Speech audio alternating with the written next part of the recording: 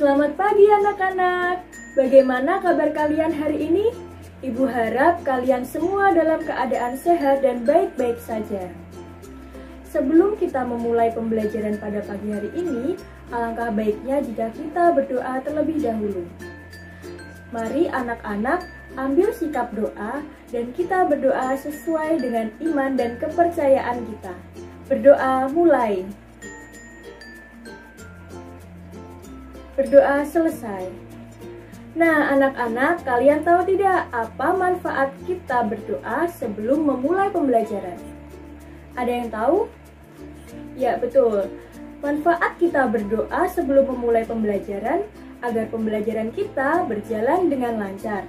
Selain itu, berdoa merupakan wujud syukur kita terhadap Tuhan karena masih diberi kesempatan untuk dapat belajar bersama dan agar materi yang kita pelajari dapat berguna bagi kita semua. Anak-anak, apakah hari ini ada yang belum bisa hadir dan belum bergabung dalam mengikuti pembelajaran pada pagi hari ini? Sudah semua ya? Baik. Anak-anak, sebelum belajar, mari kita siapkan dulu alat tulisnya. Kalian dapat menyiapkan buku tulis serta pensil ya. Anak-anak, sebelum memulai pembelajaran, Ibu mempunyai beberapa peraturan. Yang pertama, kalian harus mengikuti kelas ini dari awal hingga akhir. Kalian juga harus memperhatikan serta menyaksikan tayangan video ini dari awal hingga akhir. Peraturan yang kedua, anak-anak harus memperhatikan perintah yang Ibu berikan. Jika Ibu meminta kalian untuk menjeda video ini, kalian dapat menekan tombol jeda dan mulai mengerjakan sesuatu yang Ibu berikan. Setelah kalian selesai, kalian dapat melanjutkan tayangan video ini kembali. Yang ketiga, hasil pekerjaan kalian akan difoto, lalu kalian kirimkan ke dalam link dalam Google Form yang akan Ibu berikan di akhir pembelajaran. Kalian dapat meminta bantuan kepada ayah, ibu, kakak, maupun saudara lainnya untuk membantu memfoto hasil pekerjaan kalian dan kalian kirimkan ke dalam link yang telah disediakan. Baik anak-anak, hari ini kita akan belajar mengenai karakteristik bentang alam yang ada di Indonesia. Selain itu, kita juga akan mempelajari mengenai tumbuh-tumbuhan yang tumbuh di Indonesia. Sebelumnya, Ibu ingin bertanya kepada kalian, tumbuhan apa yang banyak dijumpai di negara Indonesia? Ada yang tahu? Nah, betul sekali. Tumbuhan yang sering kita jumpai di Indonesia adalah tumbuhan padi. Sebelum kita mengenal tumbuhan padi, mari kita nyanyikan terlebih dahulu secara bersama-sama lagu berjudul Serumpun Padi.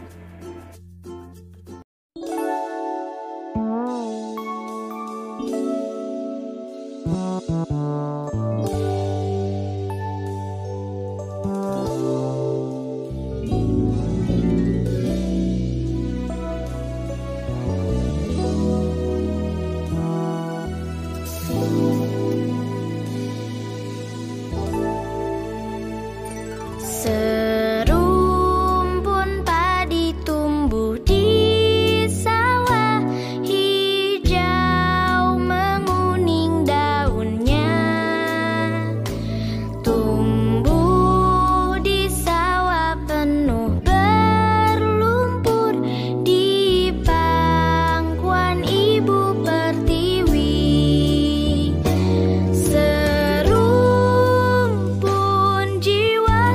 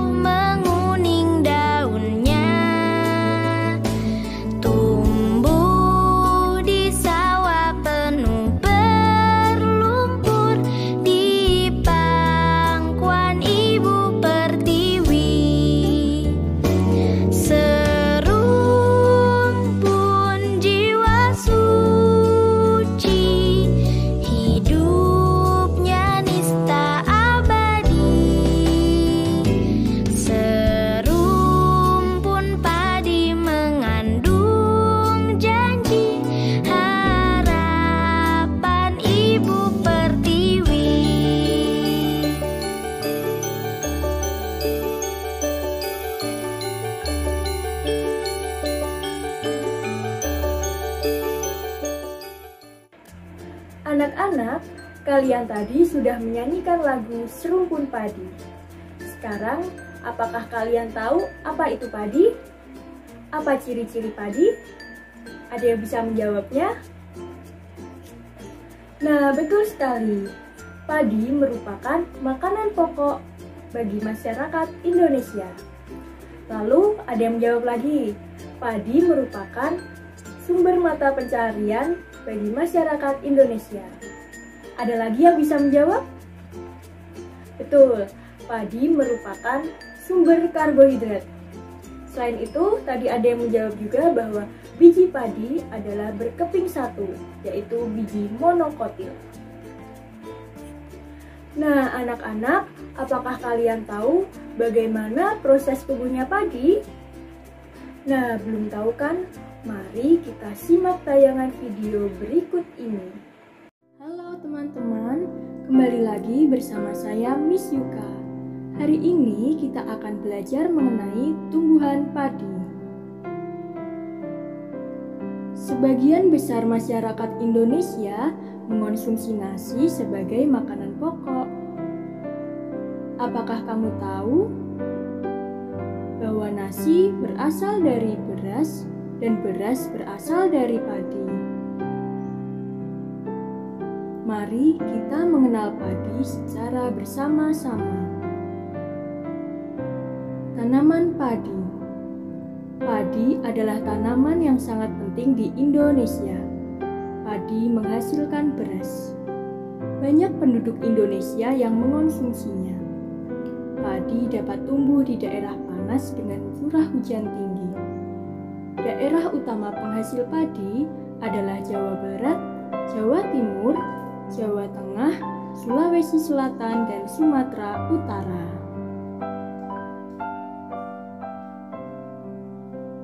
Tahapan pertumbuhan padi.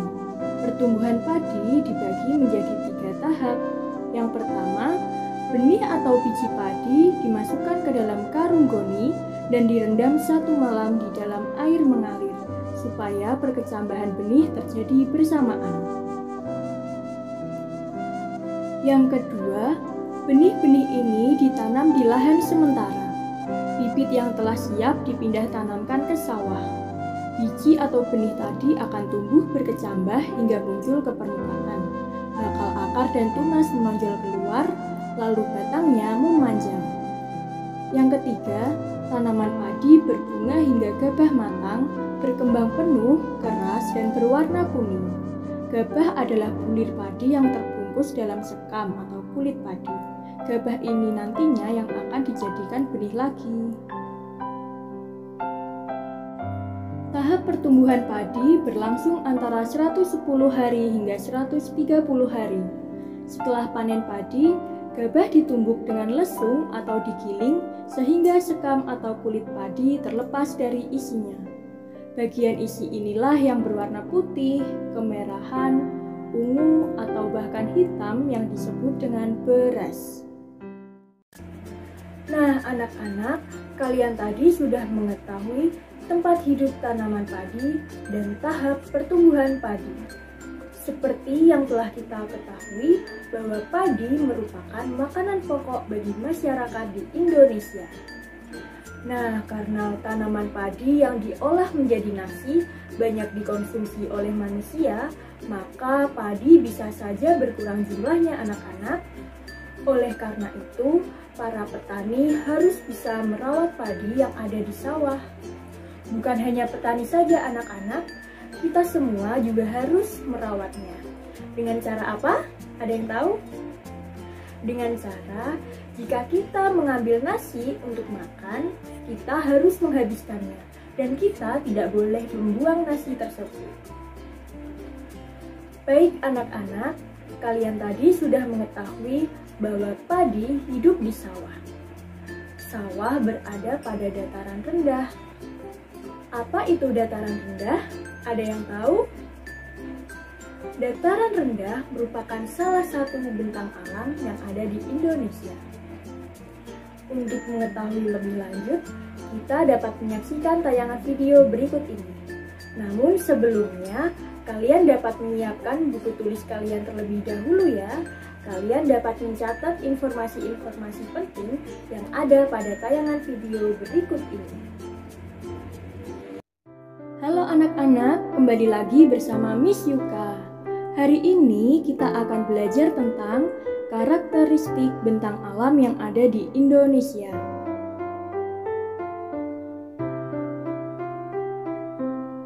Bentang alam terdiri dari 3 jenis. Yang pertama ada pantai, yang kedua ada dataran tinggi, yang ketiga ada dataran rendah. Mari kita pelajari bersama. Pantai. Pantai adalah daerah yang berbatasan langsung dengan laut. Pantai ada yang landai dan ada pula yang terjal. Pantai yang landai biasanya digunakan untuk objek wisata. Dataran tinggi. Dataran tinggi adalah permukaan bumi yang ketinggiannya 500 meter di atas permukaan laut. Dataran tinggi biasanya dimanfaatkan untuk peristirahatan, objek wisata, dan usaha perkebunan. Dataran rendah. Dataran rendah adalah permukaan bumi yang datar dengan ketinggian kurang dari 200 meter dari atas permukaan laut. Pada umumnya, dataran rendah berada di sekitar pesisir pantai. Dataran rendah banyak digunakan untuk berbagai keperluan, di antaranya pertanian, peternakan, perumahan dan industri, serta beberapa jenis kegiatan perkebunan seperti perkebunan kelapa dan perkebunan tebu. Teman-teman tadi sudah mempelajari karakteristik bentang alam. Jenis bentang alam apa yang ada di daerahmu? Nah, anak-anak, dalam video tadi Miss Yuka bertanya, apa jenis bentang alam yang ada di daerah kita? Ada yang tahu? Nah, betul anak-anak, kita tinggal di bentang alam yaitu dataran tinggi, tepatnya di lereng Gunung Merbabu. Nah, anak-anak, apakah kalian ada yang ingat tentang karakteristik dataran tinggi? Ada yang bisa menjawab? Nah, betul sekali. Dataran tinggi biasanya digunakan sebagai objek wisata. Nah, Ibu ingin bertanya lagi, apakah kalian tahu jenis-jenis pekerjaan yang ada di dataran tinggi? Nah, ada yang menjawab bahwa jenis pekerjaan yang ada di daerah dataran tinggi adalah petani sayur dan petani buah. Lalu apalagi, ada yang tahu? Nah, ada yang menjawab pemetik teh. Terdapat beberapa kebun teh yang ada di Jawa Tengah, yaitu perkebunan teh Kemuning yang terdapat di Kabupaten Karanganyar, perkebunan teh Tambi yang berada di Kabupaten Wonosobo, dan perkebunan teh Medini yang ada di Kabupaten Kendal. Baik anak-anak, baru saja kita mempelajari mengenai karakteristik dataran tinggi yang ada di daerah kita.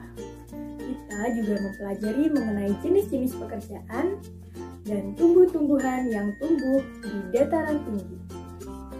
Lalu, apakah anak-anak bisa menyebutkan karakteristik tentang pekerjaan dan tumbuhan yang hidup di bentang alam lainnya? Untuk menjawab pertanyaan tersebut, Ibu akan meminta kalian untuk mengisi sebuah tabel. Dalam tabel ini terdapat 3 bentang alam, yaitu ada pantai, ada dataran tinggi, dan ada dataran rendah. Karakteristik yang pertama adalah lokasi. Jadi, kalian dapat menuliskan lokasi atau nama kota sesuai dengan bentang alam tersebut. Yang kedua, ada ciri-ciri. Kalian dapat menuliskan ciri-ciri pantai, lalu ciri-ciri dataran tinggi, dan ciri-ciri dataran rendah. Berikutnya, kalian dapat menuliskan sumber daya alam yang terdapat dalam ketiga bentang alam tersebut. Kalian juga dapat menuliskan manfaat dari masing-masing bentang alam serta menuliskan jenis-jenis pekerjaan yang ada di bentang alam tersebut. Anak-anak, kalian dapat menjeda video ini terlebih dahulu. Kalian dapat menulis tabel pada buku tulis kalian ya. Setelah kalian selesai mengerjakannya, kalian dapat melanjutkan kembali video ini. Anak-anak, apakah kalian sudah selesai dalam mengisi tabel? Pasti sudah semua kan? Jika sudah, silahkan meminta bantuan kepada ayah, ibu, kakak, atau saudara kalian yang lain untuk memfoto hasil pekerjaan kalian.